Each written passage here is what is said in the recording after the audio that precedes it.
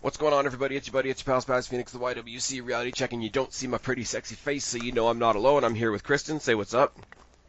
I was trying really hard to mask that yawn. That is okay. It is stupid o'clock by our standards. And Guapo's not here, and there's no pay-per-view, so we're probably talking something about the women's division. Kristen, I have a question for you. What is the question? What do you think about intergender wrestling? I think that it's really hard to do it well without making it look, what's the word I want to use? Gimmicky? Is the gimmicky the word I want to use? Unrealistic, maybe? Unrealistic? In certain circumstances?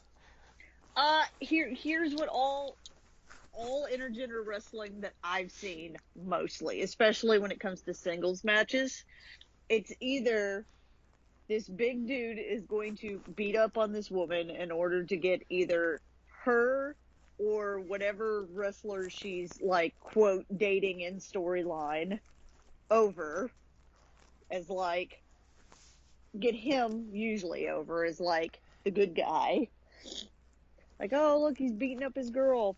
Or two, it's a comically weak guy who then gets the shit kicked out of him by either one or a bunch of different female wrestlers. So your Heath Slaters, your James Ellsworths, etc. Yes. Okay, now I'll flip the question on you a little bit. When it's done properly, are you for it or against it? I'm for it, but it's really hard to do. It's really hard to make it not look, at least as far as I've seen. I have not seen WWE do it well unless you're talking about intergender tag team matches. Which aren't really intergender because you've got the whole men facing the men and women facing the women still. So it's just basically an opportunity to have two matches happening at once. Basically, yes. I think the only time you truly had proper intergender wrestling was briefly, when you had people like Awesome Kong and Beth Phoenix and Chyna in the Royal Rumble, or when Chyna was fighting for the Intercontinental Championship, but how long ago was that? Well, even then it was riddled with like all sorts of weird, not even weird, like bullshit masculinity stuff where like people had to get like an extra bonus to lose to a woman and shit like that. Right, behind the scenes, but behind the scenes, yes. On camera, you didn't really have a problem seeing Chyna square up against. It was supposed to be squaring off against Chris Jericho, but they threw Hardcore Holly in the mix for reasons. Anyways, that was the last time it was done really properly. I know TNA did it for a brief period of time. I saw a really good match actually several years ago with Gail Kim and Tiger Mask that I thought was really good. And I've always said, and I think I've said it to you guys before as well, if you want to start intergender wrestling in the current WWE, the way to do it would be have the women's division commingling with the cruiserweight division. I think it would be a nice sort of easy way to start it off. What do you think about the people that are dead set against it? Either the ones that say basically the jackass guys that are like, oh, well, a woman could never beat up a man, or the females that are like, well, that's just promoting violence against women. Well, to the guys that think women can't beat up a man, Ronda Rousey is the only answer I have for that. And also, I guess there's two answers to that. Basically, most female MMA fighters. Yeah, I was going to say, on the one hand, you want to say Ronda Rousey because she's the flag bearer for that, bringing that to the forefront. But by doing that, we kind of discredit, like, any other example you could have brought up. There was a news story, I want to say, like, 2-3 months ago, or maybe it was a month ago, I'm not sure. Doesn't matter. It was in Brazil where a guy was trying to mug this female, and she ended up being an MMA fighter, and she kicked the shit out of him, basically. And see, that's kind of funny, because, violence against anybody is bad both ways, but when you see some dude that's like, I can get at her and get at her money and whatever, because she's a chick, there is some satisfaction in the guy getting his comeuppance and having his own like sexism put up against him. Exactly. Now, the other side of the coin, I won't say the feminist point of view, but sort of like the negative feminist point of view is that you don't want to put women facing men on television because it's a slippery slope to abuse being okay, which I'm also not cool with. I'm also not cool with that because, then you're basically saying anytime a woman gets hit is wrong. And, that is I want to say almost stereotype's not the word, but I'm going to go with that. Stereotype that's perpetuated where anytime a woman gets hit is wrong. Well, no, not if she started it. And I'm going to say, like, not if she's a boxer, like that's not if she's like the crazy bitch in the parking lot that just starts throwing punches and trying to wail on somebody. And I feel like, the rule should be not to hit people that you don't need. That's not the way I want to say this. You should be able to hit anyone who starts it first. Yeah. Male or female. I mean, outside of a combat context, abuse should be seen as a bad thing both ways. I mean, the world is the way it is. You can hit me in the face, I can hit you in the face, and it's going to be seen two different ways. And I'm not blaming anybody for that. It's just a thing. But I think, and this is where if I come up and hit Spaz in the face, he should not get in trouble just for hitting me back. It's not my goal to find a reason to hit you in the face, by the way. But no, it's an interesting discussion, and the reason I started this off like this is because we have heard the rumors that WWE is going to start, experimenting on a small scale with doing a little bit of intergender. We saw the rumors initially that Ambrose and Nia Jax were going to be facing each other at house shows and whatnot.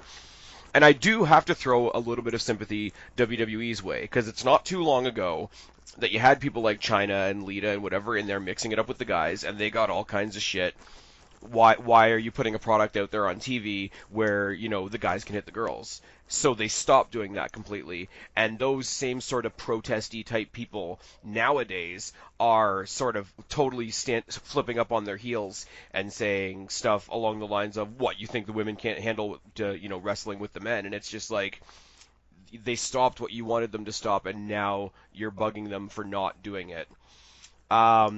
I think I would like to say, though, that Dean Ambrose versus Nia Jax is something I did not want to see.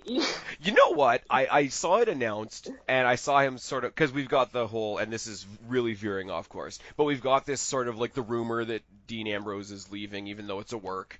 So he's playing off this, like, don't give a shit Ambrose.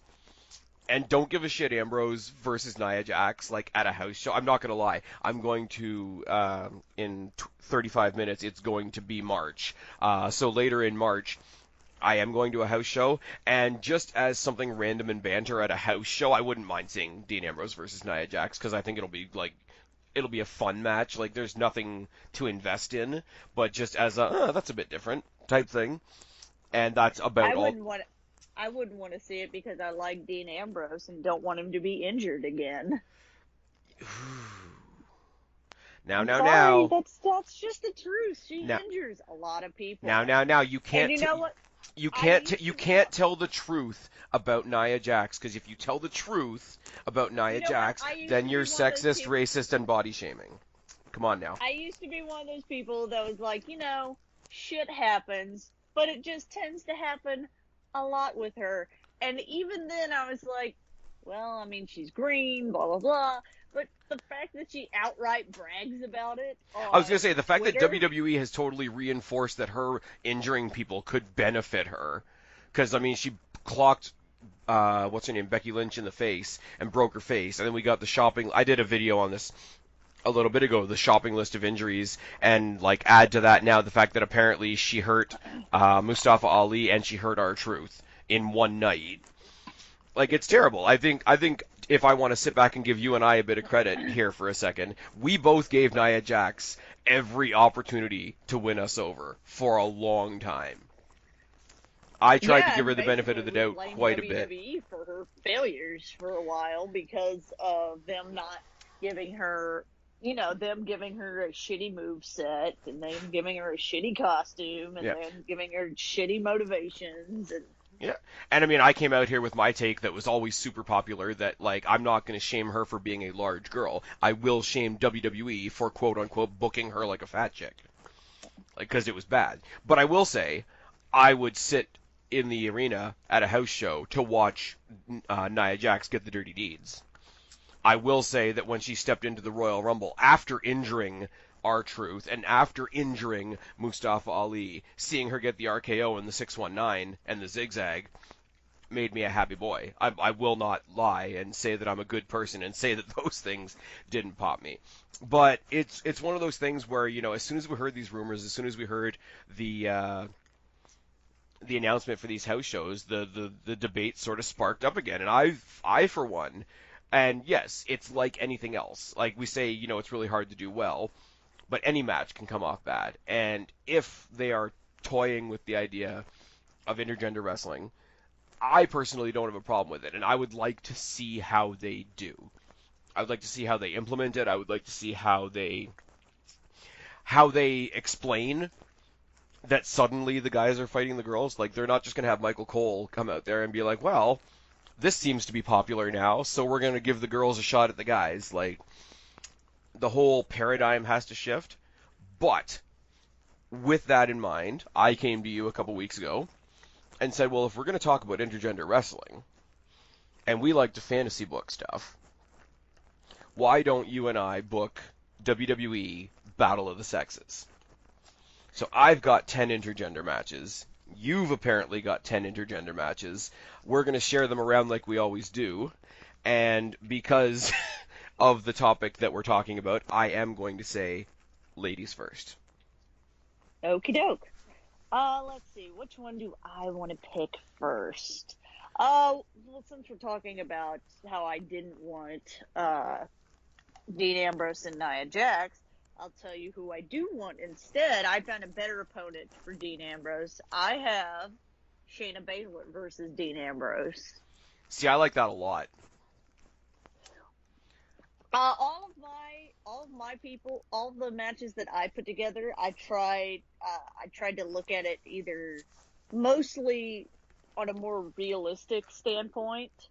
So, Yep. there's a lot of people there's a lot of people that I saw because I was trying to get ideas for matches, so I was looking up a couple matches and everything, and I saw several times Alexa versus Braun Strowman.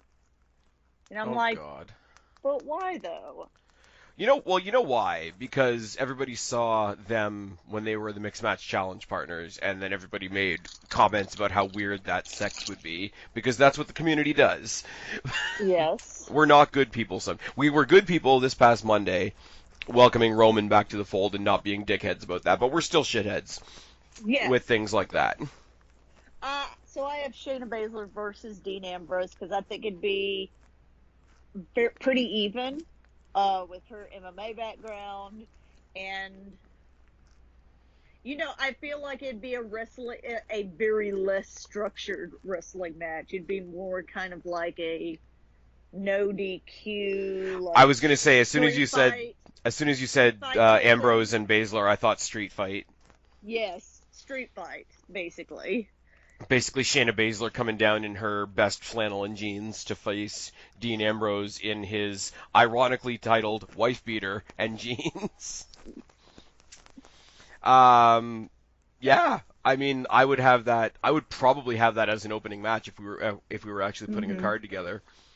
I'm going to warn you guys that are used to us doing these fantasy bookings and me having super convoluted reasons for things. There's a couple on my list that actually have reasons and storyline going into them, but there's a lot on here that are just like, I want to see them fight, and that's why they're on my list.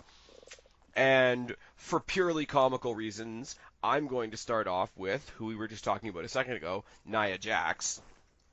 Nia Jax and Tamina versus Heavy Machinery. Just because I kind of want to see Otis doing all his weird shit up to Nia Jax, and then turning around and being, "Hey, Ducky, what's this? Steaks and weights." Being a weirdo. Yeah, they really have made him a I don't know how I feel weirdo. about that, but I just also don't know how I feel about Tamina and Nia Jax. Is, I guess, my issue. Yeah. You But could that's tell they were always because purely put together because we were about to have the tag team titles. yes, and WWE had that whole build-up of them facing off, and we're like, oh shit, we're just gonna put them together. Well, Yeah. I kind of thought they were gonna fight each other, but Yeah, this but who is a wants to thing see that? too. Like, as you said a second ago about the Ambrose and Jax thing that we were like teased with, would anybody care? Like, this would take, I'm sorry, because we've come so far past it now, this would go right back to the women's match being the piss break if you had Tamina versus Nia Jax. Because people hate Jax, but even worse, people don't care about Tamina at all. Like, that we don't even care enough to not like her. But I would just put them in a comedy match, and not that we're really going to talk about who wins and who loses, but I would have Heavy Machinery win. The phrase, if I was on commentary and I ever heard the phrase, Otis beats Nia Jax with his caterpillar, that's just enough for me because I'm a terrible childish person sometimes.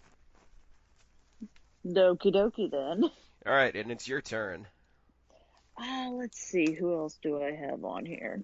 I'm gonna go ahead and get this one out of the way because this is my one. Could build a storyline. I have Ciampa on my list twice, by the way. Oh wow. I have him facing two different people. Anyways, the storyline one for who Tommaso Ciampa should face is Candice LeRae. Also, she's pretty good at intergender matches, anyways, to be in general. And I think when Johnny Gargano and Tommaso Ciampa were actually still feuding, I think it would have been interesting to have her be like, I don't need my husband to fight my battles for me. Because he See, I would take it one step several farther. I times. don't need him to fight for me, but maybe he needs me to fight for him. Because yeah, Yeah. that is a double standard thing, but it would get a pop from the NXT crowd. Yep. That'd be really good. It's I really think kind of she unfortunate how little we've I seen think her on NXT.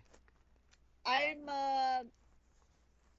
could be mistaken. Correct me if I'm wrong.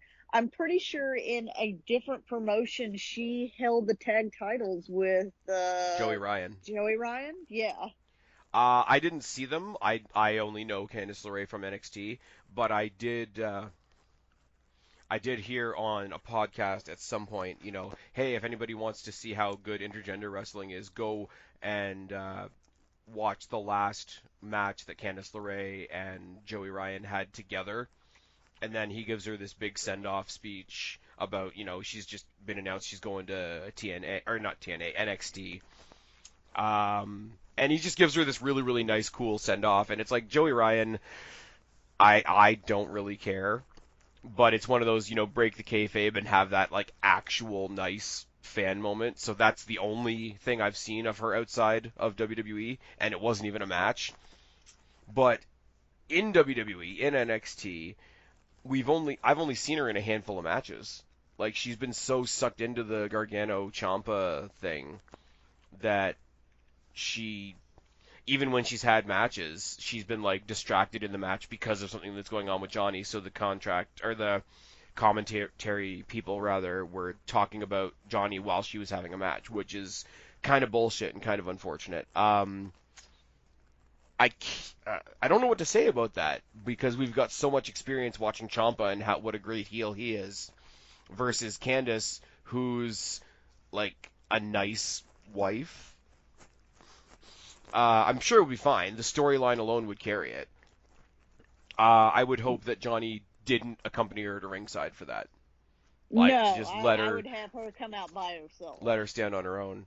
Maybe have maybe if you want to add the storyline element to it, have it that like he's in the back, like watching her from afar, like just concerned and I know how dangerous Ciampa is, but like I'm not going to go out there because I know she can handle herself. Like, you could have it both ways a little bit, the way they do TV. Um, there's some matches in WWE and other places that don't really need a story. I've always gone to the example of Daniel Bryan and CM Punk. I was happy to see them fight at like 2 or 3 pay-per-views in a row, and I didn't really care what the story was, just because I knew the match was going to be great. So in that vein, I've got AJ Styles versus Charlotte Flair. That was another one that came up a lot on people's lists. Just like, I mean, we said it when AJ Styles was in TNA. He was the sort of like the John Cena of that company. We've seen how he's been used on SmackDown. Not that SmackDown is a company on its own, but he has sort of, even not being champion, he's sort of carried that on his back. And Charlotte is that sort of, like, even if we don't like her, she's a heel right now. She's not Becky Lynch, so she's going to get booed. But she still is that figurehead within the division, and she projects that. And even if they weren't the great wrestlers that they are, just the element that they both bring to the ring is so similar, I think, that I think you'd get, like, what's the expression they use a lot? The human chess match, like the absolute technical. They can both go to the air when they need to. The Charlotte moonsault is a thing all on its own. Obviously, AJ Styles off the ropes, etc. That could main event a pay-per-view, if you ask me.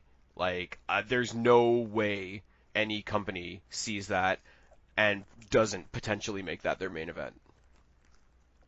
I also think that it's one of those ones that, because as tall as Charlotte is and as muscular as Charlotte is too, it doesn't look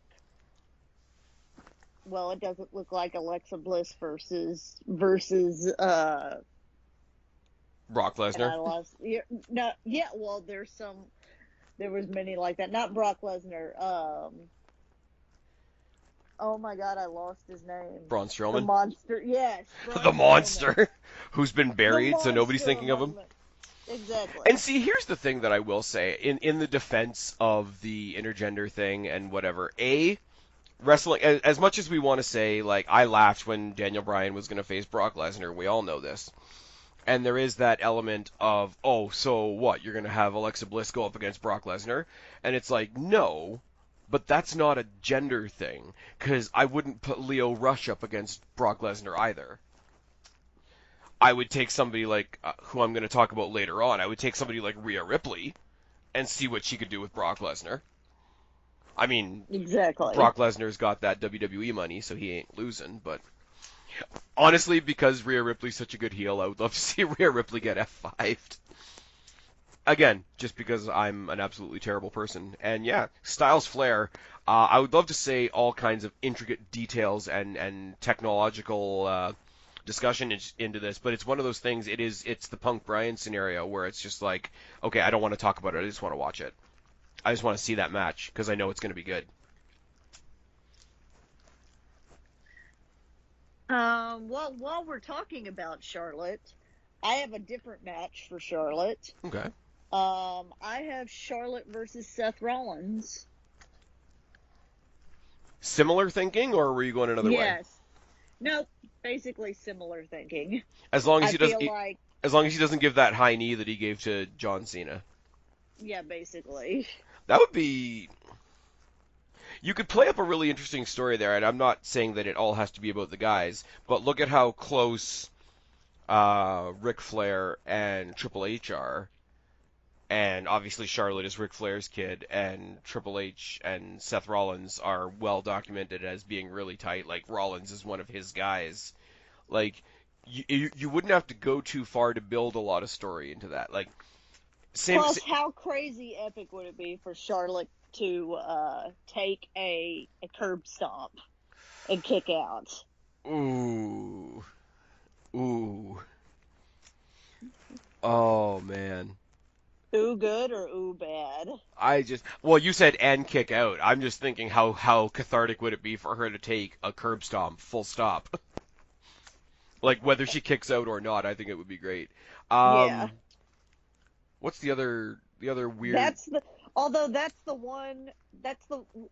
like the idea of that move is like if they pulled it off wrong, would be the move that kills intergender wrestling again. Yeah, 'Cause or if they pulled it that off clip, wrong, that she would bounce off the ring, but that's another story. yes. I'm trying to Well, think of I what mean, was that other move that they had him doing for a while, like that ripcord into the high knee yeah, thing. I forget what that was. Yeah, I don't know.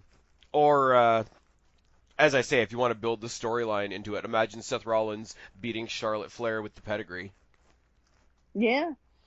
I was going to say, it is much like the Styles match, where you could have that match with absolutely no story, and it would be fantastic. But on the other side of the coin, the amount of story that's already right there that you don't really have to do. You could make reference to the groups that they're in. You could have, like, the Shield and the Four Horsewomen talking shit to each other. You could do a lot with that. Now, I have sort of a combination here. I have one match that leads into another match. You've already mentioned Ambrose. We've already talked about the Nia Jax Ambrose thing. You said Ambrose and Baszler. I've got Ambrose versus Nikki Cross, which I don't think too many people would have a problem with. I think they're very similar. Well, it would be, would you do Dean Ambrose right now or Lunatic Fringe Dean Ambrose? I would have Dean Ambrose as he is right now, the sort of like absolutely no fucks given Dean Ambrose, but with a hint of there's a little something dangerous left in the background versus Nikki Cross. I want there to be a big announcement. Like you can't just come and say like, "Hey, we're changing how WWE does things on live TV." But if they can, Triple H and Stephanie would come out to make the announcement so they could look like the good people. I would have it where the entire roster's around the ring. They announced that, intergender matches are going to be a thing. And it would be totally campy and cheesy and whatever, but I would have Nikki Cross stomp around the ring until she finds Dean Ambrose and just does the whole, like, you want to play with Nikki. And that's it. That's all you do. But sort of the side note from that is Nikki Cross and Ruby Riott had a feud in NXT. Now that Nikki Cross is on the main roster, you got Ruby Riott that wants a second shot at her. Ruby Riott can't have a second shot at her because she's busy fighting Dean Ambrose. So if you can't get your hands on Nikki Cross, why don't you just take it out on her friends and you have the Riott Squad versus Sanity? Ooh. Well, one, Sanity would have to actually be on the show. Well, that to happen. This is true. This is true. But no, like, Ruby Riott, Liv Morgan, Sarah Logan. Sarah Logan is, like, an underrated powerhouse, as they've been booking her recently. Mm-hmm. Like, she's super underrated. Like, I like Liv Morgan, personally. Everybody knows this. We all know Ruby Riott's a fantastic wrestler. We saw the match she had with Charlotte last year around WrestleMania time. But I think the one that's getting lost in the shuffle is Sarah Logan. And just because she's married to, what's his name from the War Raiders, Ro, and she's sort of got that weird, crazy Viking warrior type thing. I have this image, and they're not even the two leaders of the two factions, but I have this image of her staring down Killian Dane, and Killian Dane being like, what the fuck do I do with this? But also, on a totally separate note, you would have a good majority of that match with the leaders, which gives us Eric Young versus Ruby Riott, which I think would be a surprisingly good technical match in what otherwise would be very chaotic. And on the same card, you would have Nikki Cross and Dean Ambrose, which is what spurned this. So this is where I said it's sort of two matches that sort of feed off of each other. But and even with the Nikki Cross versus Dean Ambrose match, you can see like Roman and Seth just sitting in the background, being like, "Hey, man, you do you. We're out." Like really selling like the whole how crazy Nikki Cross is. It's like, hey, that's all you. That's all you, man. We're over here. I was going to do the Shield versus the Riott Squad, but then I threw in the Nikki Cross thing instead. So that's me technically cheating. That's me technically taking one turn to give you two different matches, but it's fine. That's fine. I technically have 11 matches, so I combine those two. You're up. That works. I'm going to do one of my tag team matches now. Let's see. I only have two of them. Okay. So these are going to be kind of random, and these are just four people that I think that I could get a really good match that could get a really good match together out. I have Sasha Banks and Dolph Ziggler versus Bayley and Johnny Gargano. They make no sense altogether, but I want those 4 people in a match. I like that. That's just random enough. Because as we stand now, you've got one half of the women's tag team champions on either team. Yes. And that's always a cool story. No, I like that a lot. That's got the whole old back in the day when they were trying to break up tag teams and they did like Edge and Jeff Hardy versus Christian and Matt Hardy.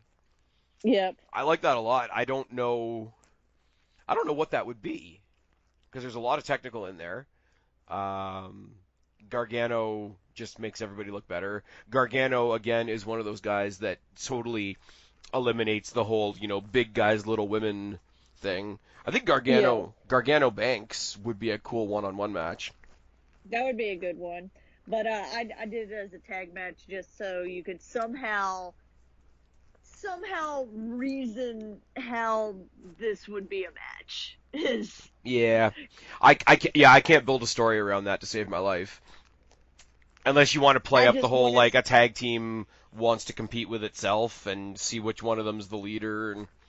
But, I mean, they just formed as a team, so I don't know that would necessarily fly. Well, no, like I said, I'm like, these 4 people, if you put them in a match together, would be great. Yep. Something good will happen if you put those 4 people in the ring. It's just, you don't, and I don't want to get repetitive, but it's one of those, again, you don't need a story. Now. Your turn. Yes, it is. And I'm glad that you brought up a tag team match, because I'm assuming that's, like, a normal, typical, like, not a mixed match tag team. That's an actual intergender, anybody can face anybody. Yes. Now, what I'm doing is a little more fun, and it's what I'm calling an inverted intergender tag match. Because what WWE does right now with an intergender tag is the men can only face the men, the women can only face the women. What I've done is created the opposite of that, where the man from one team can only face the woman from the other team, and vice versa. Okay.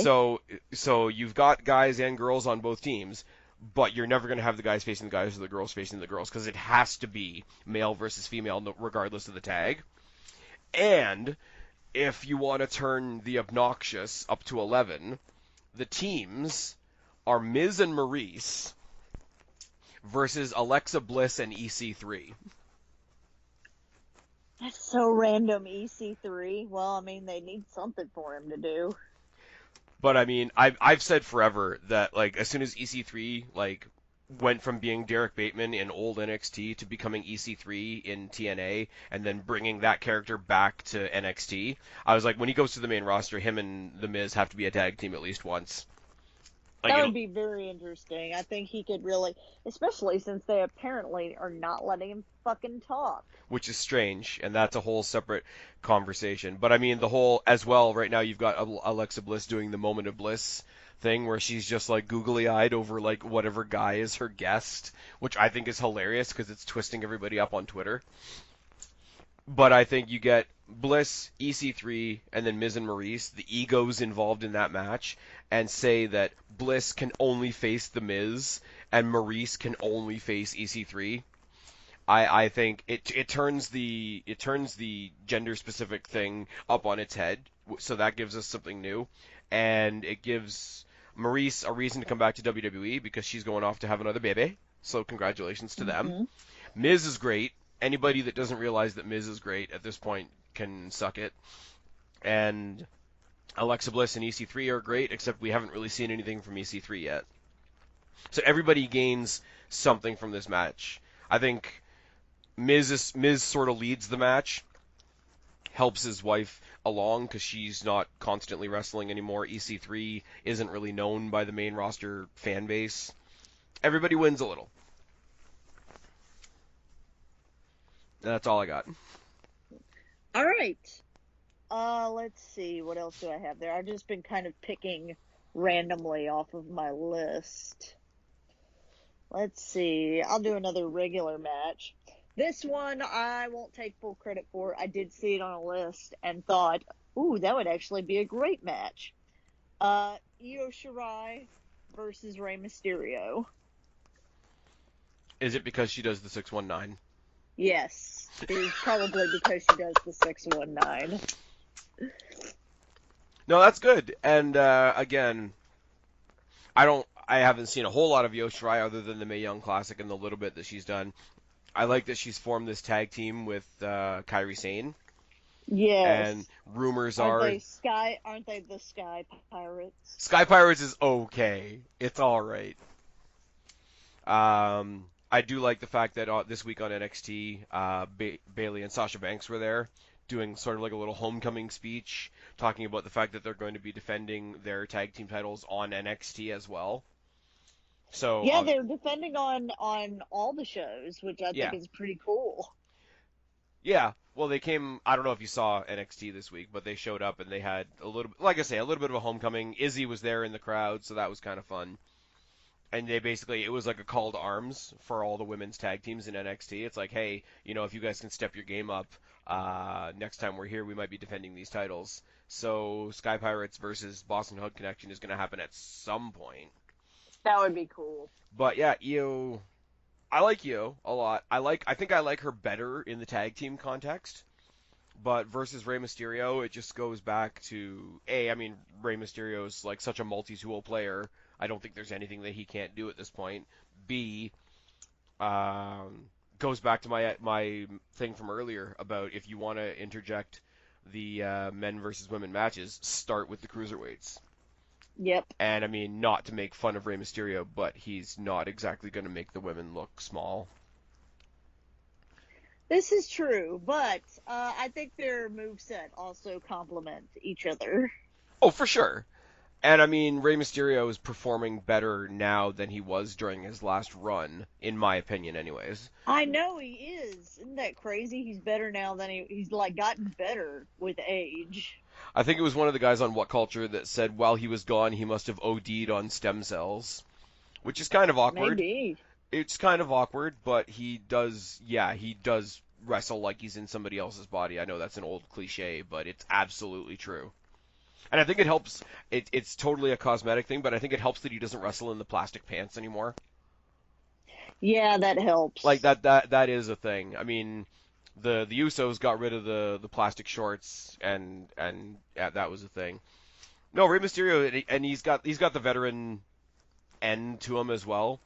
So I don't know how long Io Shirai's been wrestling, but obviously she's younger than he is. I'm gonna guess that she hasn't been wrestling as long as he is. So as somebody coming up through NXT and through the PC, if she does have any holes in her game, that's somebody you put her with to sort of hide those holes. Mm-hmm. All right, I guess it's my turn again. It is your turn again.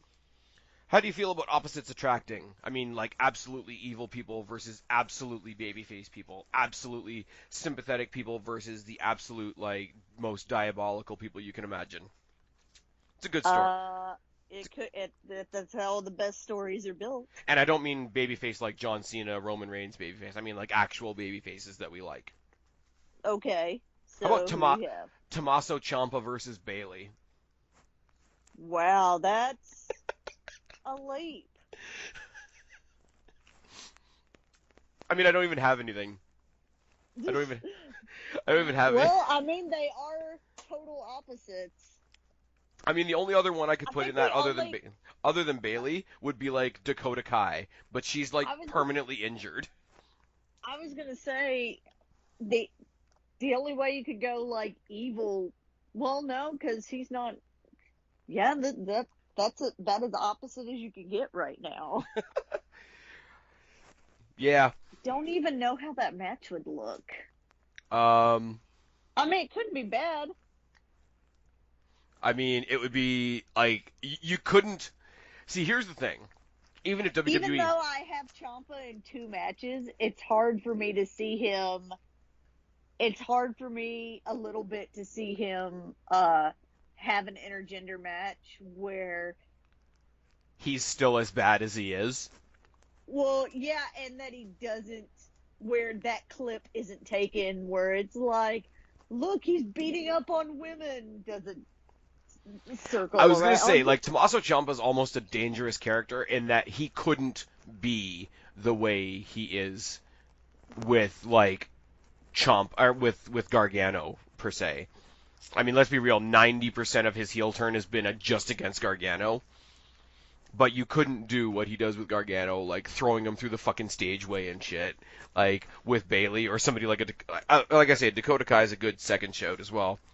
This is going to sound totally like stereotyping too, but I'm just going to go ahead and put it out there. If the way Tommaso Ciampa's character, if that's who he actually was, like if that's who his actual personality was, doesn't he just look like a guy that you would see on like a news blurb that's like, this guy was arrested for beating his wife, and you'd be like, that looks believable. I mean, you're not wrong. And doesn't Bayley seem like okay, and this is going to be like a super cringy Trailer Park reference, but doesn't Bayley look like the sweet innocent girl you would see on the news that was locked inside this ruffian's trailer for like 6 weeks or some shit? She has like a huge black eye and everything. Like it paints like the worst. Oh god. I was listening to a podcast earlier today, and they were talking about way back in the Attitude Era when Snitsky punted Lita's unborn baby into the crowd as a comedy shtick. And I think what we're talking about here has the potential to be so much worse. Yes. I mean, I almost cringe. I'm just looking at it on the page right now, and I'm just like, there's no way that I don't set that up, and it's just sad. Well, on that note, yeah, I have somebody that it'd be okay if she ended up with a black eye because it would help her because it always helps her character a lot. Becky Lynch versus Tommaso Ciampa. Ooh. Ooh. Because I feel like they would just beat the fuck out of each other. And see, like, eventually, and this is no dig on Bayley, but eventually, like, to get the babyface sympathy, to get the heel heat on Ciampa, you would have to have a moment in the match where Bayley was begging off. A little bit. Not so much as to, like, ruin her in-ring prowess or whatever. But I have this, and again, stereotypes are what they are, but, like, the barroom brawler mentality from Becky, I can see her being like, Nia Jax hits harder than you, fuck off, try me again. Exactly. No, I like that a lot. He punches her in the nose, it breaks her nose, it doesn't even stop her. Fuck. She's like, I don't give She's a all fuck. savage like she is on Twitter. Exactly. Dude, honestly. She's like, I've already been here, I've already done that. She's got the bloody nose, but she still manages to get Ciampa in the disarmer, and it's the whole Austin Bret Hart with the bleeding face scene all over again. On a side note, have you been looking at Becky Lynch and Ronda Rousey on Twitter? Today? Yes, like I've been looking at it recently during where she says, what's show. her name? Becky Lynch's armbar doesn't even look real. She looks like she's grabbing the dick she wishes she had. Yes. Oh man. I'm wondering if, like... Apparently not approved by WWE. Is what I'm reading. Clearly not approved by WWE. But at the same time, like, I hate to say it, but there are classes in WWE, and you know she's not touchable. That's true. I mean, I like Ronda. I really do. The match she had with Ruby Riott the day after their pay-per-view match was really, really good. Ruby Riott has to get her due and comeuppance at some point against somebody. So fucking underused. Yeah, Becky, Ciampa, I'm in for that, 100%.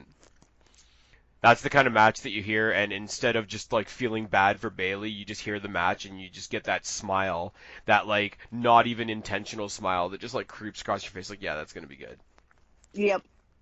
And this is coming from me, who was at a match last Saturday who saw a guy get a cinder block broken on his nuts. So, I'm not exactly the most normal no, most normal person in the world. Now, no real story here other than kind of champion versus kind of champion.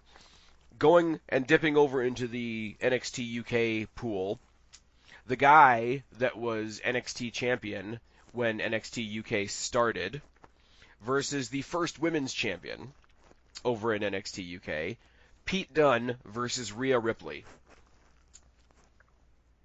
See, and I would need to know more. I would need to watch more NXT UK to get as pumped about that. Have you seen much of Rhea Ripley? What? I have not. Okay. Rhea Ripley, and I hate using this comparison because it's lazy, but she does remind me of Chyna. She reminds me of, like, if Chyna was a rocker chick. Okay. She's got the build, she's got the, like, even though she is big, the amount of power that she exudes is still strong. Her finisher is an inverted figure four, but, like, she's holding them up in midair by the figure four. And, like, walking around and carrying them by their bent legs. Okay. And she's doing that to people that are comparable size to her. She did it to Toni Storm. Okay.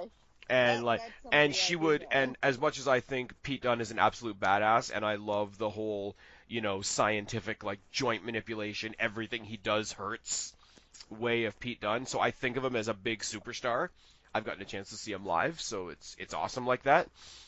Rhea Ripley would tower over him. Okay. So the visual would be interesting, the power game would be interesting. It would be interesting because, as we've said, there's a stereotype that goes with, the women being the underdogs and rah. She would have the power advantage. He would be the one fighting from underneath almost. He would be the one that would have to use the technique to get over the power. And I think based on most people's expectations, I think that would be a bit of a switch. And I think they're two really tough as fuck people that could go in there and not hold anything back, and the match would be better for it. Okay. That's all I really got. Like, I know you're not as familiar, so it's not as great for a conversation, but if anything, I know I'm really behind on NXT UK. I haven't watched NXT since the week before Royal Rumble. Okay. So I got to catch up, but Rhea Ripley is terrifying. And her versus Pete Dunne, I'm really biased towards Pete Dunne. She was on a lot of lists. Yeah. For matches. Yeah. For intergender matches. So I'd be interested to see more of her. I wouldn't be surprised if outside of the WWE umbrella she's done a bunch. Because, and I hate to say this because it shouldn't be a thing, she does wrestle like a dude. And I mean that in the most complimentary way possible. You're like... No, like, you could tell, like, back in the... I'm sorry, I like how Spaz at some point has to be like, alright, how is this going to sound as a sound bite? No, I just precursor it because I don't even like saying it. I don't like... Because there shouldn't be a guy style and a girl style. There should just be wrestling, but there definitely is a girl's style. But, like, my extreme example is if you go back in the Diva era... And, like, you had all these Barbie dolls, and some of them were really trying, and some of them really, really made strides and succeeded, like your Trish Stratuses. But then you had Lita come along, and you could just tell by how she wrestles that she wrestled with dudes. And it's just, it doesn't... That's true. It doesn't necessarily make her better than anybody else, but there just is a difference. And Rhea Ripley, unless somebody comes up and is able to point blank tell me that I'm wrong and that she's never fought a dude... She wrestles like a dude. And I'm saying that, like, as I say, I have to beat this over the head because somebody's going to twist it up in the comment section, but I do mean that in the most complimentary way possible. Come on, you knew this was going to be a dangerous subject before we started, right? I did. Oh no, it's my next match that's going to get me yelled at in the comment section, don't worry. Okay, then I will cushion the blow a little bit. Ha, that's what she said. Let's see. Let's do my other tag match. Another kind of tag team, but then they get two other partners kind of thing. Unfortunately, Sami Zayn would have to turn face for this, and heel Sami Zayn is a lot better character than face Sami Zayn, but Which nobody saw coming, and it's awesome. exactly. But so I have Sami Zayn as a babyface for this. I have Sami Zayn and Kairi Sane versus Kevin Owens and Sonya Deville. Because I think each of the women's styles complements their male partner's style. I think it's really cool that you've got a tag team match that takes Sonya Deville away from Mandy Rose. I mean, I love Mandy Rose. We're going to be talking about Mandy Rose in a second. But no, Sonya Deville. I've said, like, after WrestleMania is where they usually pick somebody new and random to give a little bit of a push to, just to make it feel different, feel like it's the new year. They got to throw Sonya Deville into a title picture soon. Yes. That's just my personal opinion. Kevin Owens just coming back from his injury, which is awesome. Dude looks great. Not going to say much about the fact that he replaced Kofi Kingston in that WWE title match next weekend, but I'm still waiting for the storyline for that. I hope it's not just and now fuck Kofi Kingston. Well, Kofi Kingston was supposed to be Mustafa Ali, remember that? Yes. But still, even if it was Mustafa Ali in that position, to be like, and now we're not having this match. And fuck off. I'm still waiting for the storyline that leads it to be like a triple threat or something, which I will be the first person to say feels a little like they're trying to do the Becky Lynch storyline, but just again. Yeah, I have a theory on that. I have a theory on how those two matches are connected, but you and me and Guapo are going to talk about that next week when we do the Pick'em for Fastlane. So anybody listening right now, tune in again next week. We're going to do the Pick'em for Fastlane. Put your picks down in the box below. Unfortunately, Kristen and Guapo were not able to join me for the what was it? The Chamber Pick'em. Yeah. And I did those ones solo, and ended up getting the largest amount of participants I've ever had since we started the game. So that helps since neither of us were able to get our picks in. That's okay. We forgive you this time around. Next time, though, furrowing eyebrows, shaking fist. I'm so terrified. I'm sure you are. No, I like that one though. In all honesty, Zayn and Owens is always good. We know it's always good. I would love to see a scenario where Zayn is the heel and Owens is the face. Because I think a pure like proper babyface Kevin Owens is something we've never seen, and it would be bizarre. We saw it for like an hour and a half when he debuted on the pay-per-view. Yeah. The NXT pay-per-view before he then put Sami Zayn into the apron. And yeah, ever since he's been in WWE, everybody just does shit on the apron now. But yes, Sami Zayn would have to take one for the team though and be pretty babyface to team up with Kairi Sane. Yeah. Wait a minute. Here it is. Seeing as Kairi Sane and Io Shirai are the Sky Pirates, would Sami Zayn and Kairi Sane be the Ska Pirates? See what I did there? Yeah, you do. Yeah, I see what you did there. It was good. I don't really have anything to add other than that's a really interesting comment. I like the team of Owens and Deville. That's really cool. Like I said, I feel like their styles complement each other, especially how he's the I'll fight anyone, anywhere kind of thing. Yeah. And hers is put your hair up and square up. See, and the other thing, it's funny that you say that, and I'm thinking about how interesting they are as a team, and what do I immediately go to? How awesome would they be as opponents? I think they could do well as opponents, too. Yeah. I just really like Sonya Deville. I think if they gave her more time to develop a real character other than the tagline that she is. Yeah. I mean, I think she would basically have a Kevin Owens character. I mean, she's flushing out who she is in real life on social media, like, more than most people. So I think a lot of people are just behind her in the ring because of who she is as a person, which is okay for now.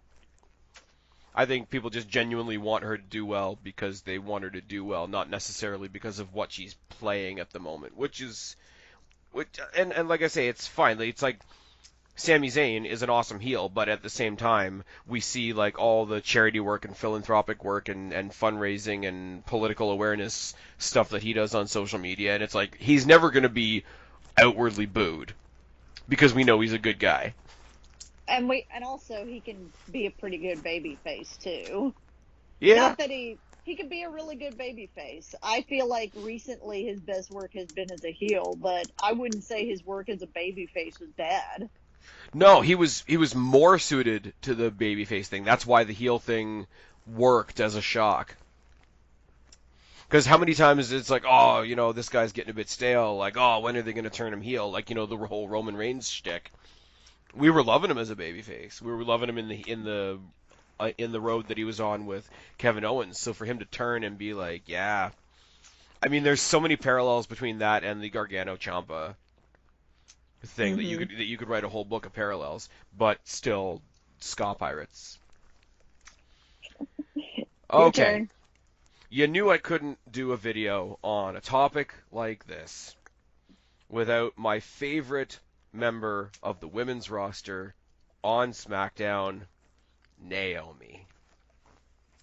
I already know where this is going. You are going to get yelled at. I don't think you do. So, They did the whole thing, and it was very TMZ-ish. The whole Mandy Rose trying to take away Jimmy Uso from Naomi, whatever, rah-de-rah-de-rah. Now, they've done that up pretty quickly already. They could have played it out a lot longer. They could have played it out that, Jimmy and Naomi were sort of on the outs because she, doesn't think that he's rejecting Mandy Rose enough. Doesn't think that he's done enough to distance himself, doesn't think he's done enough to tell her how wrong she is for what she's doing or whatever, believes that Jimmy doesn't care, whatever, storms off, dumps him, divorces him, whatever kind of story you want to do, right?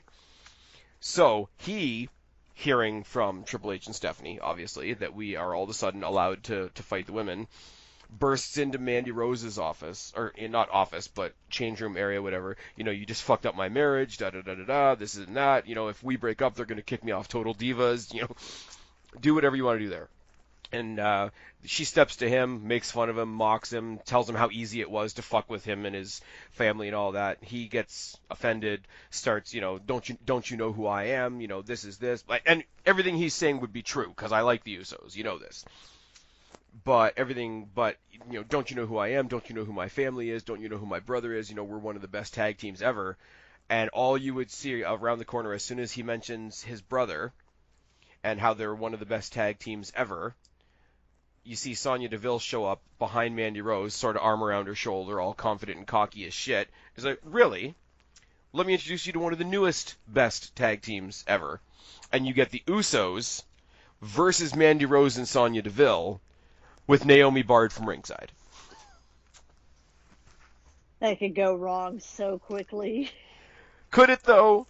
Like, okay, the story is shit. I will give you that. The story is absolute shit, and it's me making fun of Naomi because it's easy. But all that aside, you did see Elimination Chamber, right? Yeah. Mandy Rose and Sonya Deville, as a team, are not the greatest thing since sliced bread, but they do not get the credit they deserve. They're in that Bella category because one of them's a Barbie doll, quote unquote. We're just never going to give them, I mean, not us, but I mean people in general. They're not getting their due. They're in there with a team like Bayley and Sasha Banks, so they're automatically seen as lesser. I think they're an immensely underrated tag team, and they're an immensely underrated pair of individuals as well. So have them get out there and strut their stuff as a proper tag team from the women's tag team division against one of the best and most charismatic tag teams on the men's side. Once you remove the Naomi element, and then the bullshit, whatever bullshit story you tell ahead of time is totally negated because Naomi is not a factor. I think in-ring, that's a great match. In-ring, charisma-wise and whatever, Mandy Rose is underrated as fuck. People know that Sonya Deville is great, but they don't see her as sort of a main eventer, so to speak. Exactly. Which is fine. So have them test their tag team mettle against a dependable, like, what do you call it, pillar and post tag team like the Usos. The match would be great. The story I wrote was shit. I'm fully aware of this. Question: who would you have win? I would let the girls go over. Okay. Why? Because I think they would need it. I think they need a win, and the Usos are not affected by losses at this point in their career. Okay. And also, fuck Naomi. See, you were fine until then. I am nothing if not honest. I will die nailed with all 5 nails to my honesty cross. All right then. Yeah, I am a that could be martyr pretty to good. truth, justice, and good wrestling. I'm just moving you. I on am from making this the now. I am making the YWC great again. Okay, moving on. Moving on. Oh God. Fucking Naomi, the fucking Jussie Smollett of WWE. Moving on. I was trying to stop you. It didn't work. Nope. So we're gonna move on to mine. I have, because we couldn't have an intergender match without Finn Balor in it because he was in, like, I don't know, 6 different lists. But I have him facing up against Ember Moon, who's been surprisingly absent. Is she injured right now, or do they just not know what to do with her? No, she's injured. I think she got hurt at the Rumble. That's right. She was hurt at the Rumble. I remember that now. Okay, first question. Obviously, because of the way Ember Moon's gimmick is, you've got Finn Balor out there as the demon, right? I don't know. I think I'd give her the more dramatic entrance. Ah, okay. See, that could work because you would almost, like, as I just made an example of, you would have people expecting him to be the demon. So for him, yeah, I think have him come out as Rockstar douchebag and let the spotlight be on her. Okay. I would let her have the more elaborate, crazy, almost demon-esque entrance. You want a WrestleMania-esque entrance for her, don't you? Yeah, basically. Nice. I think he would sell the shit out of the Eclipse, too. Exactly. And I've always said that Finn Balor should only use the demon if absolutely necessary, as a last resort kind of thing. I don't think a first match with Ember Moon if you want him to be the heel of this, I don't know how you would play that, because especially going up against a woman, how Finn would be the heel in it. But anyways, have him like almost not taking it seriously until he saw, her crazy, like some sort of really elaborate, I know you hate this word, Shenom entrance. You know what? I used to hate it, but it's even if you heard her in interviews now, she uses it a little bit tongue in cheek, and I don't hate it as much as I used to. Okay. I was gonna say, if you want to have him be a heel, have him go in there underestimating her and whatever. If you want to have them both in there, I would want him, if he was gonna be the heel, but you still want him to be Finn. Here's how you do it. You play it off as he is like the quote nice guy. Oh. Like he's like that guy, like the nice guy. Oh, and then no. And then it comes off as, oh, you're doing all of this because you really aren't taking me seriously at all. Don't do like the sweetie hun kind of thing, like, but you know what I mean, right? Just do the whole thing where she like pulls off 2 or 3 moves in a row, and he like brushes himself off and like gives her like a fucking sarcastic golf clap or something. I don't know if it would be during the match. It would probably lead up to the match, where like they would have this match. And he's like, "Yeah, that's cool, whatever," kind of thing. Yeah. And he like. And see, here's where I could. It's for me to describe what I'd want from him, but you understand what I'm going for, right? I do, yeah. and I mean you could do the same thing with pretty much all the matches, just because there is a lot of, like, as much as I say that not everybody is sexist, there is a lot of sexism within the fandom and whatever, so you can really play up on that. Okay, we're gonna have a match, I'm gonna face this girl, and I'm sure she'll put in a great effort, and I'll be easy on her, and rah. Really, really underplaying her. We're talking about him being the demon, or not being the demon rather, because the demon should only come out like as a last resort. The only way you could play it off as him coming out as the demon right away is if you really want to put out the idea that, hey, I've known this girl a long time. We've never fought before, but I've known this girl a long time. We, kayfabe wise, we came up in NXT together. I know what she can do. I know I have to come to the fight with my biggest gun the very first time. Like, if he came out as the demon in respect to what he knows she can offer, if they managed to play off that narrative, I would be okay with him being the demon. And you could almost not play them off as being, like, similar. Like, they're not wrestling siblings or anything like that. But if you can have sort of like that kinship of common respect, then he could come out as the demon. Or, hey, as I say, like, I know what she can offer, and therefore I know what I need to bring.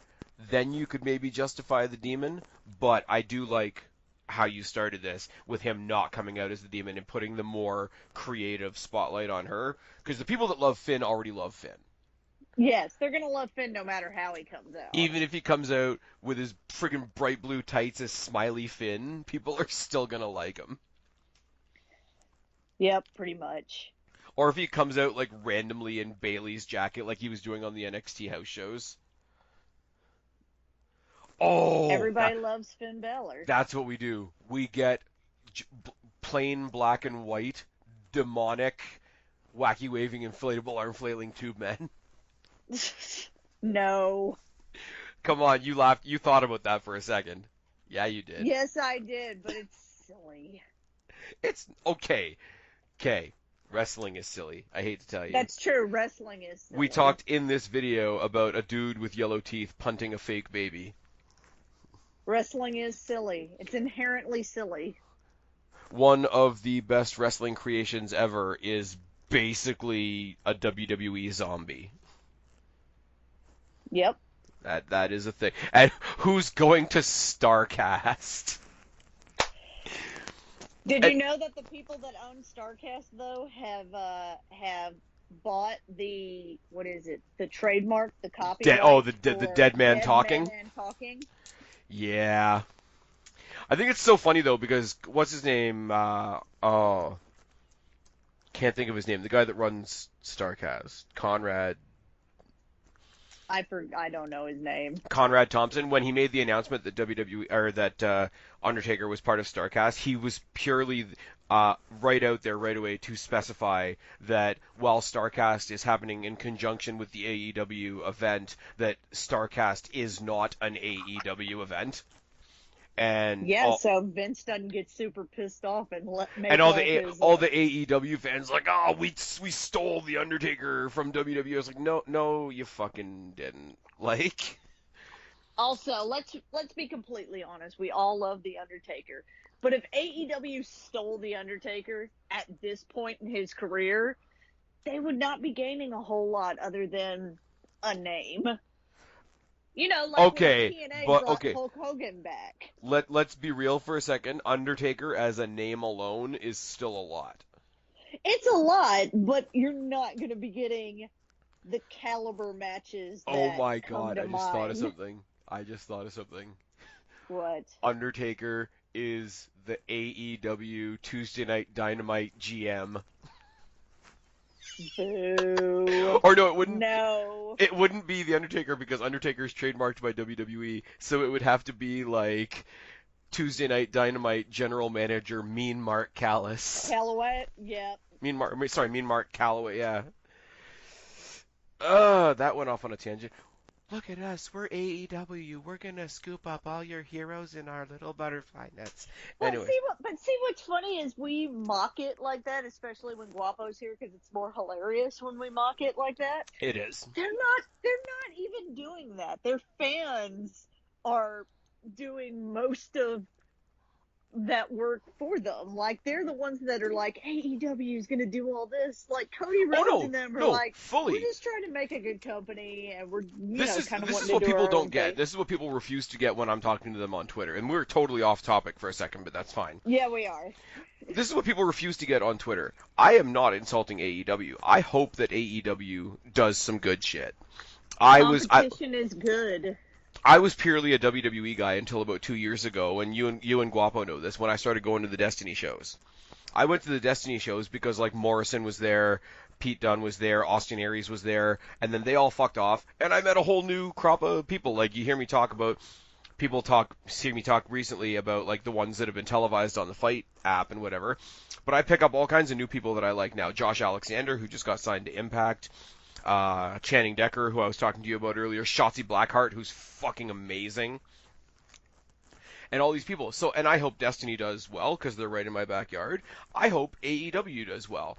I hope AEW doing well spurns WWE to do better and different things and whatever. It's not AEW. It's what I've said about the Bullet Club. It's what I've said about the Young Bucks. It's what I say about Sasha Banks. Here are perfectly good people doing perfectly good things whose fans are so fucking obnoxious they make me not want to see them on my television screen. And that's bad. That hurts wrestling. That hurts wrestling more than blading. That hurts wrestling more than wrestlers breaking kayfabe. That hurts wrestling more than the idiots out there that think Roman Reigns' leukemia is a work because they're retarded. Like, if your fandom is so obnoxious that you make me not want to see somebody on my television, you are now the problem. Exactly. That is, we're more mocking those people than we are AEW itself. I mean, AEW is trading on a little bit of WWE rub, let's be real. Who did they announce first? Other than the immediate guys running it, you got Pac, you got Chris Jericho, you got Stardust running the whole thing, and I am going to keep saying that because it's funny. And everybody else is like, it's true. And all the rumors, they're going to come along and they're going to steal Ziggler. Okay. You know, Ty Dillinger just got his release. TJP just got released for getting too many tattoos, which is kind of fucked up. So, okay, cool. Actually, I heard TJP is getting released. Well, the last straw was because of that, but I've heard he's kind of a dick backstage. Yeah, but you know what? He's good. He's another one of those wrestlers that's obnoxious, so nobody admits that they're good. He's the Miz. No, he is good. He's good, but there are plenty of people that are good without also being a dick. I don't know. At the end of the day, if I go to a restaurant and find out that the cook is a bitch, but they still made my steak well done the way it's supposed to be, I'm good. Yeah, but the cook doesn't make his living on his personality. Yeah. That's okay. WWE to some point. Once the camera... Here's the thing, though. Once the camera goes off, the wrestlers don't either. I'm just saying that's what I've heard, is that he's a dick. I've also heard other things from reliable sources that I won't tell you here because I don't want to be a rumor spreader. But okay, but regardless of that, him getting fired for the tattoos was dumb. I think they were looking. I think what I'm telling you is that they were looking for a reason to fire him. Fair enough, but I don't think it was a good one. Bring back Enzo and Ellsworth and. Notice how many people were like, "Oh, I hope you do well." Blah blah blah. Yeah, literally nobody. Messages. Yeah, literally nobody. Literally nobody, which is super sad. Anyways, moving back to the actual topic of the video. I think it's your turn. That sounds right. Oh yeah, because I just did my fuck Naomi booking. Yes. I gave you Finn Balor versus Ember. Oh no, it's your turn because I gave you Finn Balor versus Ember Moon. Okay, so we got Ronda Rousey in WWE. So if you're gonna have a male counterpart to Ronda Rousey, who do you think I would put in that spot? Well, I think we may have the same match, but we'll see. What would you think I would say? I don't want to say it because then I'll give away my match. Okay, because my answer is Matt Riddle. Oh, okay. Mine's Samoa Joe. Oh, no. See, I thought you would have said, okay, Rousey is the female Brock Lesnar, because that's what a lot of people say. Just because they came in very Yeah. similar ways. And I just want to go the other way with Matt Riddle. Just the little bit that I've seen of him is absolutely insane. And as much as I don't want to see UFC in my WWE, like I don't want WWE to become a UFC company, I would like to see those two people that have come from that similar background and see what their match would look like. Um, Once again, I go to the Punk and Bryan example of like these guys both came from the same place. They both did, sort of the same indie stuff. They both did ROH together, rah rah rah. So when they came together in WWE, it was something very unique and special, even though it was very, very short lived. So these two, coming from a very, very similar background, be it a different sport, mind you, coming together, and both of them have had to go through that same transition of UFC style to WWE style. I have a feeling that they might regress to their old That they ways. might actually start fighting each other. No, not that they'll actually start fighting each other, but they more than anybody else in some ways would be able to make a fight look real because they have really fought. Yeah. I don't know, and I think Rousey Lesnar is so obvious that I didn't want to put it on my list, but I wanted something like that. See, Rousey Lesnar doesn't make sense to me because, I mean, I tried to, and most of the guys on my list outweigh the girls on the list, but I feel like It's not so they're more, obvious. it's not so obvious. Whereas Ronda Rousey and Brock Lesnar are clearly never have been in the same weight class. I mean, the only one that could safely get into the ring with Brock Lesnar would be Nia Jax. And even then, Even she's then, not I would even. fear for Lesnar. That's true. They would have a who injures the other one first match. Oh, can you picture the really really awkward Samoan drop that would probably end that match? That makes me sad. That's so not on my list that it's like negative on my list. Like Who gets injured there's a gap in the first? paper where that match isn't. I'm telling you, who gets injured first match. But no, getting back to the good shit. I really like Matt Riddle. I know there's other people that are way more familiar with him than I am. And Rousey, for all that she lacks in some character areas and some promo areas, you can't question what she's done in the ring for 1 year in the WWE coming up this WrestleMania. People are saying, making the comparison of like she's the female Kurt Angle as far as like actually taking to WWE in her first year. I can't argue with that. She's done amazing, especially since a lot of people were very, and I would say that I was one of them, very apprehensive about her. Like, she's gonna come in, she's gonna destroy the women's division. She's gonna make them all. They're gonna have her go through everybody, make everybody look like shit. Which I will say, she has gone through the whole women's division, but not in a way that like makes everyone look really weak. I was gonna say, like, there's better women on the roster and there's not so great women on the roster, and she managed to have a great main event match with Nikki Bella. Yeah, And I like Nikki Bella, but I'm also realistic. she has not done what I thought was going to happen, which is mow through the women's Yeah. division. I won't lie, to be fair, I could have done without the way they squashed Ruby Riott at Chamber. Yes, they did, but they were doing that. I think they were going to do that regardless if it was Ronda Rousey or anybody, really. See, I don't They think so just because don't like seem to have very much faith in Ruby Riott. but again, like I go to, and I can't remember whether it was just before or just after WrestleMania last year. She had a match with Charlotte when they were both on SmackDown, and it was pretty fucking good. Like they didn't just drill her into the mat, Yeah. even though Charlotte is like a favorite. I just think that they don't have much faith in Ruby Riott right now. Yeah. Although, from what I've heard, and this is getting a little off topic, Vince McMahon doesn't have faith in really anyone on the roster. He thinks there are no stars on the roster. Yeah, that's why we got the 4 call-ups. I'm really nervous about Aleister Black. They're gonna fuck that shit up. Oh, I'm 100% sure. I'm terrified for all of them. No, thing that came out recently is Vince McMahon hates goths. Yeah, he's never liked goths. Like He's never understood it. He doesn't get it. He's gone as far as to say what's the terminology? It's an unnecessary cultural phenomenon. Apparently it took him a while to not hate the Undertaker.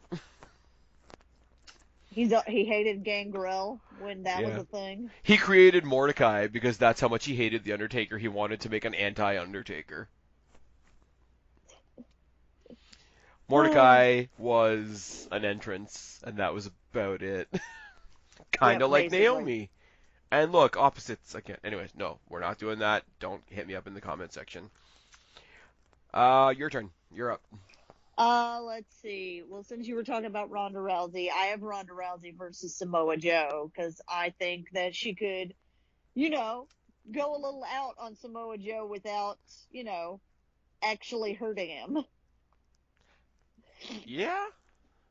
I think she could be more of that MMA self without the fear of actually injuring someone. And you know what? I think it would give that same freedom to Joe as well. Yes. I think it was Randy Orton that said the one thing about wrestling Lesnar is you don't have to worry about actually hitting him. Exactly. And I mean, as much as people want to shit on Lesnar, and I get why people do, that is an element. Like, you don't have to worry about slipping a punch. I think Samoa Joe, just with his style, like, anybody that can take a punch is going to be really, really good.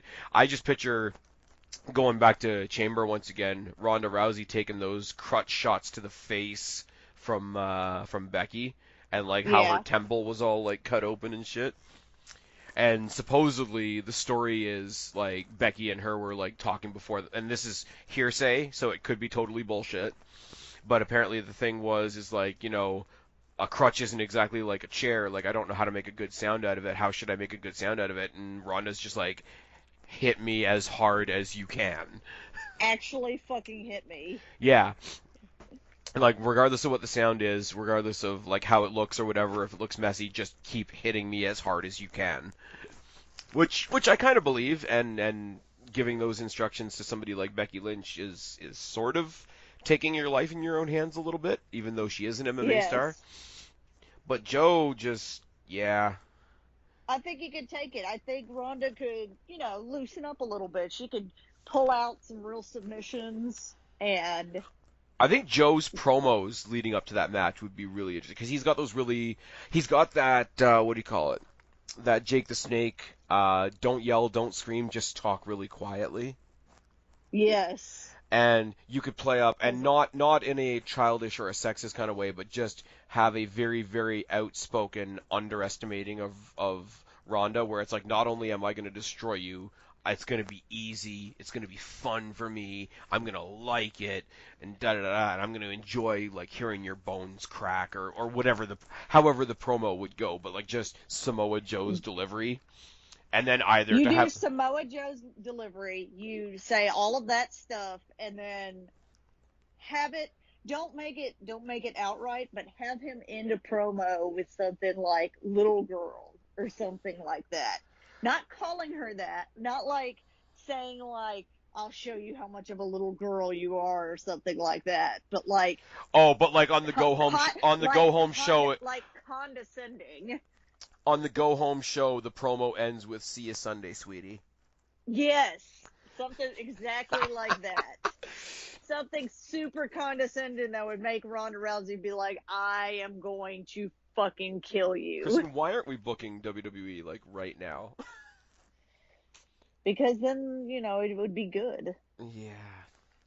Who would want things to be good? Okay. So here comes the token. If WWE were good, then what would AEW save us from? It's gonna save us from nothing. It's a T-shirt company. Anyways, moving on.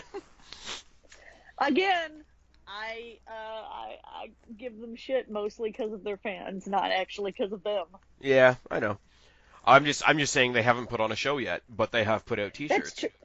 So They right have now, that's the sort of thing. put on a show. That is the thing about, and we're gonna go off on the AEW thing again.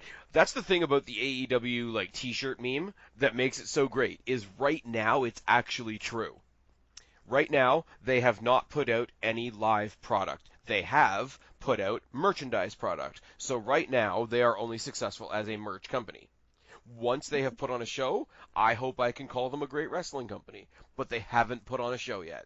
And they're like, oh, That's they try true. to backtrack, and it's like, oh, well, you know, what's it called?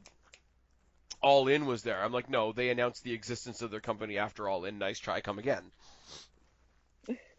So, how about the one match on the whole card where everybody in the comment section gets to call me racist? Okay, this is gonna those- be great. Those are fun, right? Yeah, those are excellent. This is a great idea. Let's go. Styles make matches, correct? Sometimes. Yeah. Presumably, people that have come from similar countries, similar companies, similar Oh God damn it. Okay, keep going. similar areas of training and being brought up and receiving their, you know, knowledge. I can't think of words right now. People that come from the same place could potentially, it could be realistically assumed that they would have similar fighting styles. Is that a fair assumption that could be made? It is a fair assumption that could be made. Asuka, Kairi Sane, and Io Shirai versus Shinsuke Nakamura, Hideo Itami, and Akira Tozawa. You know that makes you look like you just shoved all the Asians in one match. But it would be a good match. Okay, 2 of the 3 people on each team have been legitimate tag teams.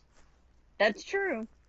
We got the Sky Pirates right now, and we had Itami and Tozawa for a little while. Nakamura probably would have been on that team too if he was like under 205, and Asuka just came up too quickly. If Asuka was still in NXT, it would have been Kairi Sane and Asuka probably. Probably, yeah. But yeah, let's just have a match where everybody strikes the fuck out of each other until Everyone ends up with a black eye. Oh my God, there's a really bad joke to make there, but I'm not gonna do it. Don't do it. Don't do it. Oh. But Naomi's barred from ringside. There we go. I did it. In all seriousness. And for no reason, it has nothing to do with the match. Naomi's also barred from ringside. Yes, she is. No black eyes. That's just the stipulation for all of Spaz's matches. That's my stipulation for WWE just going forward. Naomi's barred from ringside. And barred from ringside. If she behaves herself and promises to not try and actually wrestle, I'll let her come out once a month and do her wannabe Jeff Hardy entrance.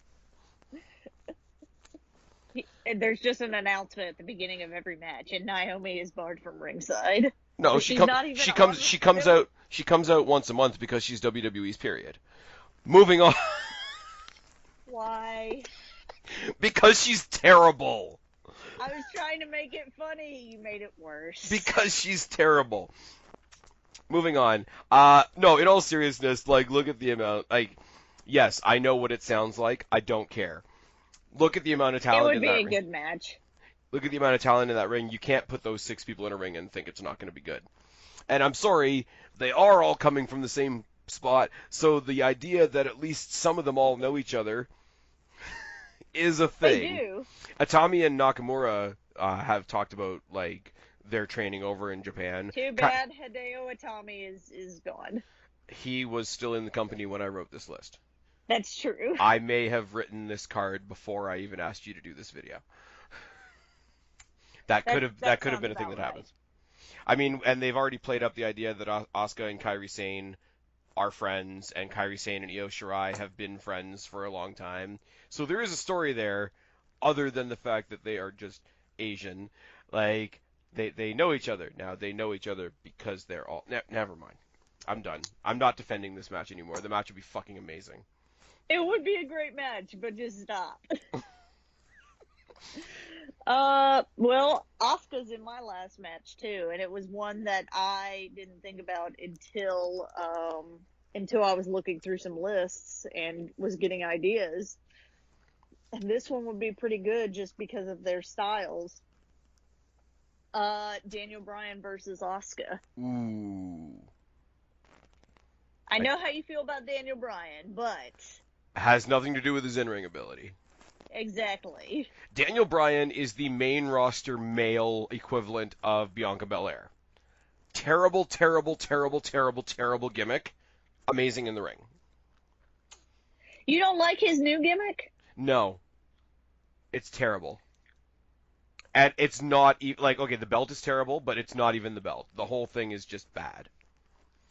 It's just bad. I don't mind his new gimmick. I think it's a little weird that we're booing... And somebody, who was I talking to? Somebody was talking to me. I'm like, I feel like it's a little weird that we're booing a guy who's like, we should protect the environment. And they're like, Kristen, yeah, you want me to tell you why it's bad? We are, but I'm like, we are booing a guy who's telling us to protect the environment, but we're really booing a guy who's being a dick about it. Because Daniel Bryan is the true representative of actual advocacy in 2019, where somebody might start off with a sliver of a good premise, turn it into a reason to tell them that they are better than you, and beat you over the head with it. Yes, and that's why he's a good heel. Yes. So we're not And booing that's why him the because gimmick he's doing makes good sense. things. We're booing him because he's being an asshole under the auspices of doing good things. And that's a little too close to real life for me. I'm sorry. People are like, oh, when Roman went down, and I hate to go back to this again because it's just the most recent thing, when Roman went down with the leukemia thing, and then immediately they did, on the back of that, they did the Dean Ambrose heel turn.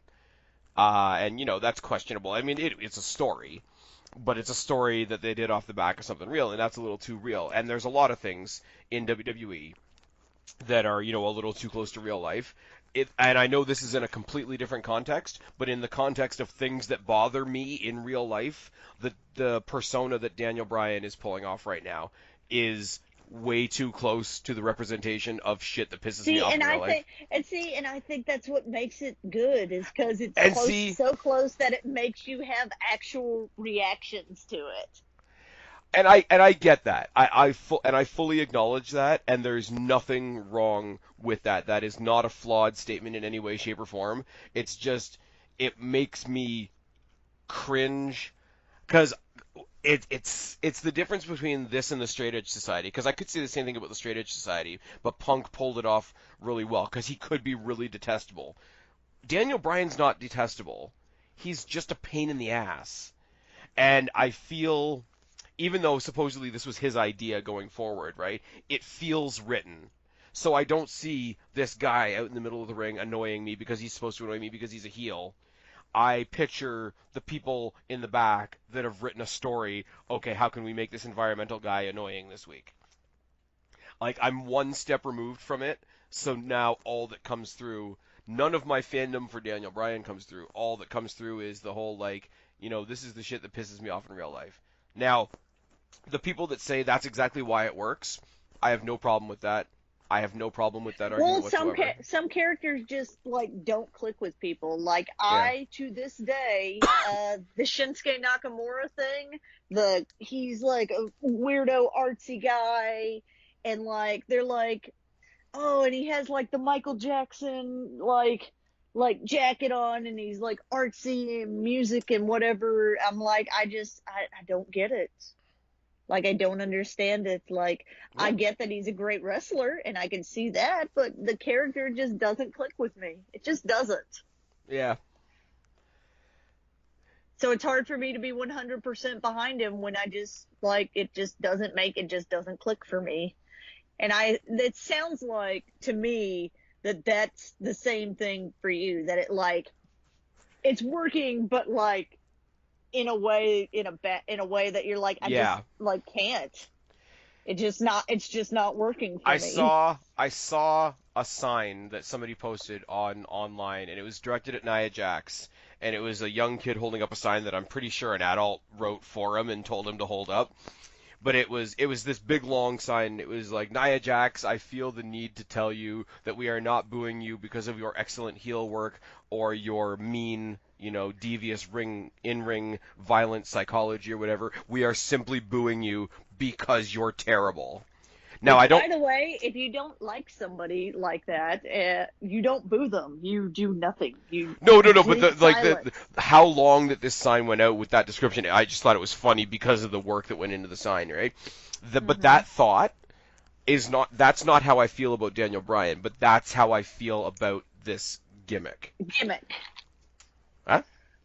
I get it.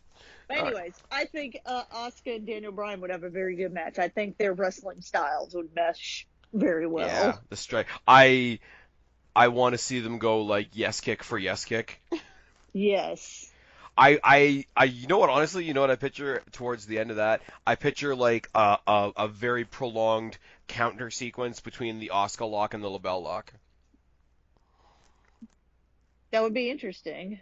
Yeah. Again, it comes down to like sort of one of those human chess type scenario. I really like that a lot. So, my last match, it's a feel-good match. It's two people that very, very recently are finally starting to get their due, finally starting to get treated with the, main event potential respect that they deserve, finally being treated with the title aspirations that they deserve, and they happen to know each other pretty well as well. And that's Becky Lynch versus Finn Balor. Oh, that would be nice. Only because, not only because, but I think he trained her to some extent. Oh no, he definitely did. They did. Did you watch the NXT UK takeover? I did not. Okay, so Jordan Devlin was supposed to have a match against. Okay, I did see this part. Jordan Devlin was supposed to face Travis Banks, took him out before the match could start, and then had a match with Finn Balor. And they are so stupidly similar, it's fucking freaky. But it was a cool, interwoven into that was also the whole, teacher-student thing. And I think, even though Jordan Devlin's a heel, Balor's a face, come to smack some sense into his student type thing, you could do a face-face, total respect, young lion, old lion, whatever cliche you want to use, between Becky and Balor. You wouldn't have to turn one of them heel.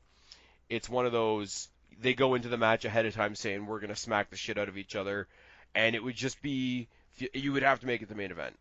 People have wanted Finn to be in the main event for so fucking long, and then he finally had that match against Lesnar. People have wanted Becky to be in the main event for so long, she's probably going to be in the main event of WrestleMania.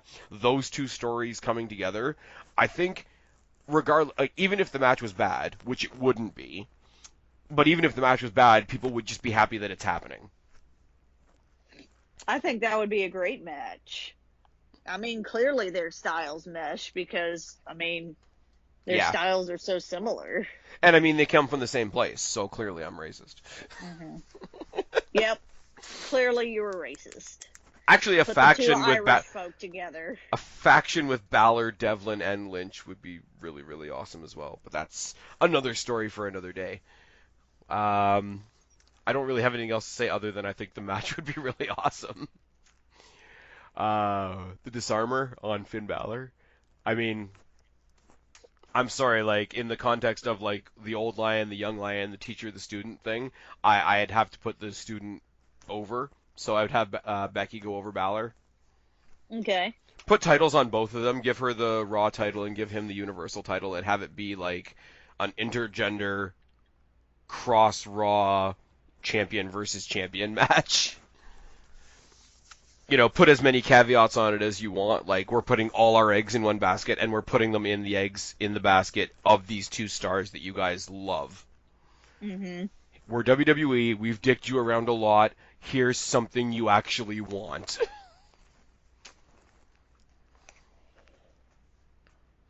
I'd be excited to see that. That is my But last match. Becky's the hottest thing in WWE right now. So In more ways than one. Giggity. no, Yes. I'm leaving now. Are Do the end of the show. Tell them where to find me. Yes, tell them where to find you.